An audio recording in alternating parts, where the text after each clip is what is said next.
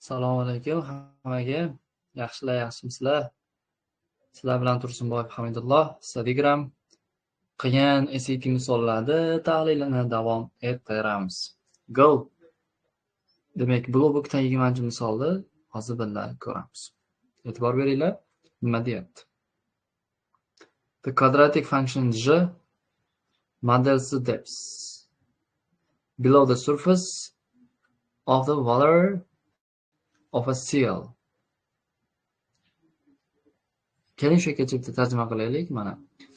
J kvadrat funksiya depth chuqurlikni ko'rsatar ekan. Qaysi chuqurlik? Below the surface of the water of a seal. Demak, suv yuzasini, suv sathini chuqurligini ko'rsatar ekan. Seal 10 minutes after the seal entered the water during a dive. Dive sho'ng'imoq, enter kirmoq degan. Seal degani tulen. Tulen demak, sho'ng'ishni boshlaganidagi tayinchi minutdagi suvni chuqurligini ko'rsatar ekan. Tushundingmi? Tulen bor, pastga sho'ng'iyapti, vaqt o'tyapti. Mana shu holatni ko'rsatar ekan. Daryo yozib qo'yaylik. Onlayn o'quvchilarim biladi nima qilish kerakligini bu yerda. Jx ham depth ekan. X esa minutes. The function estimates funksiya ko'rsatadi. The seal reached its maximum depth. Mana maximum depth of 324 meters.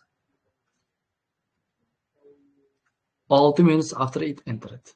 Demak, u maksimum chuqurligiga erishibdi 6 minut o'tgandan keyin. Maksimum chuqurligi 324 ga teng ekan. Demak, Jx nechaga teng ekan? Jx 324 nechinchi minutda? X teng 6 da. O'zi grafikda tasvirlaydigan bo'lsak mana.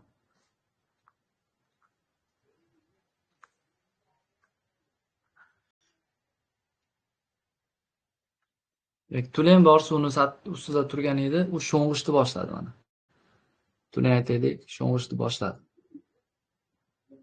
Demak, u mana eng tubiga yetib keldi. 6324 degan nuqtada. Va endi u tepaga chiqishni boshlashi kerak. Hop. The water and va deyapti. Va. Then reached the surface of the water 12 minutes after it enters the water. Demak, yana suvni sathiga, suvni yuzasiga 12 minut o'tgandan keyin qaytib boribdi. Demak, mana bu yerga 12 minut suvda ostida bo'lib turib kelgan. Bu nima bu? Bu qanaqa nuqta bu? 12 yu 0 degan nuqta. To'g'rimi? Ana, bir ham go'zal ravishda ketyaptiki, davomi. Based on the function, what was the estimated depth? Demak, taxminiy chuqurlikni top. Of the seal 10 minutes after it enters the water. Demak, tulenning 10-minutdagi chuqurligini top deyapti. Bu nima degani bu? X 10 bo'lgandagi Jx ni chuqurlikni top deyapti. Ana. Onlayn o'quvchilarim biladi nima qilishimiz kerak bu yerda. Kvadrat funksiyani tuza olishimiz kerak. Kvadrat funksiyaning 3 xil formasi, turi bor. Bizga bu yerda maksimum degani uchun vertex ko'rinishi kerak bo'ladi. Vertex ko'rinishi demak, uchlari ifodalangan. x0, y0 ko'ringan ko'rinishi a x minus x0 ning kvadrati plus y0 barobar y. Ketdik, o'rniga qo'yib yuboramiz. Bizda a yo'q, x minus x0 6, y0 324 barobar y. Endi mana bu a ni topishim uchun ixtiyoriy mana bu nuqtadan foydalanaveramiz. X ga 12 bersak, y 0 ekan. 0 barobar a 12 minus 6 ning kvadrati plus 324. Hop, demak, minus 324 barobar 36 ko'paygan a.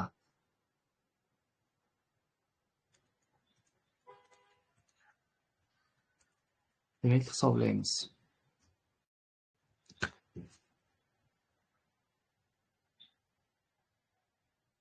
302/4 bo'lingan 36. 8/4 ayim minus 8/4 ga teng ekan. Keling, endi mana bu yerga olib kelib, anoniga qo'yib yuboraylik. Minus 8/4 x minus 6 ning kvadrati plus 302/4 barobar y. Mana funksiya ham chiqdi. Mana to'lenni to'len voqeasini ko'rsatib beruvchi funksiya chiqdi. Endi nima qilamiz? Bizdan so'ragan narsasini topib qo'yamiz. X ga 10 qo'ysam, jx necha bo'ladi? Topib qo'yamiz. Minus 8/4 10 minus 6 ning kvadrati plus 302/4 barobar y. Minus 8/4 4 ning kvadrati qo'shuv 302/4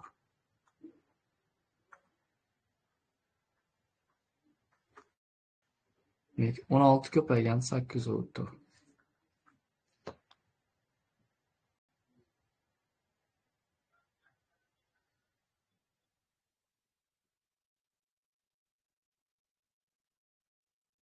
demak 302/4 minus hop. Demak, buni ayirmani hisoblaydigan bo'lsak, 168 degan javob chiqar ekan. Demak, funksiyani tuzib oldik. 10-minutdagi to'lenning chuqurligi 168 metr ekan. E'tiboringlar uchun rahmat. Shunaqa tushuntirishlar uchun Instagramni kuzatib boring. Sizlar bilan Hamidullo Tursunboyev bo'ldi.